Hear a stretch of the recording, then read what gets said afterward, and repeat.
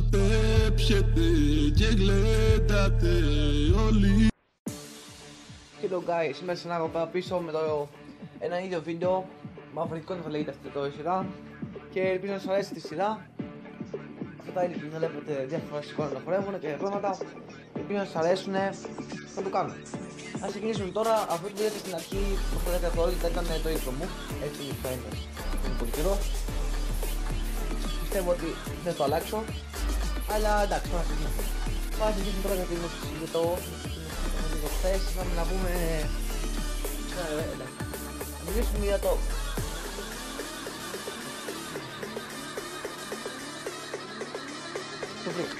Σήμερα θα μιλήσουμε για την πολιτική ζωή μας.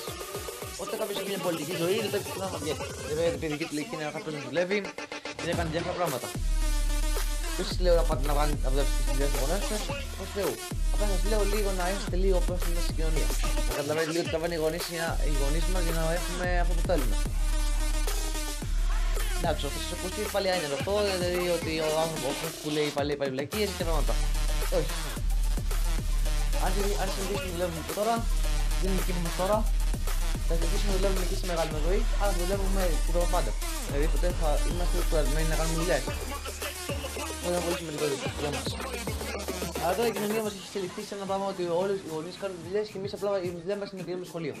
Και είναι λάθος. Δεν πρέπει να πηγαίνουμε μόνο σχολείο, είναι να κάνουμε και διάφορα πράγματα δουλειές. Δηλαδή να βοηθάμε λίγο στις δουλειές του σπιτιού, καθώς και σε άλλες δουλειές εξωτερικές. Δηλαδή να βλέπουμε τι κάνει ο γονιός μας στη δουλειά ή πράγματα.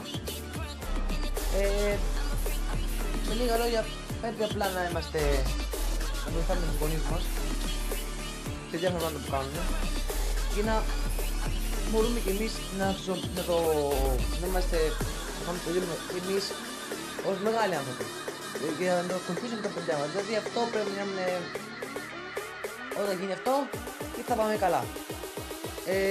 Εντάξει, τώρα ήταν μικρό αυτό που είπα, λίγο, αλλά δεν σας το λέω ελπίζω να σας άρεσε. Απλά είναι κάτι που πρέπει να το ακούσετε έστω και 2,5 λεπτά και να το καταλάβετε.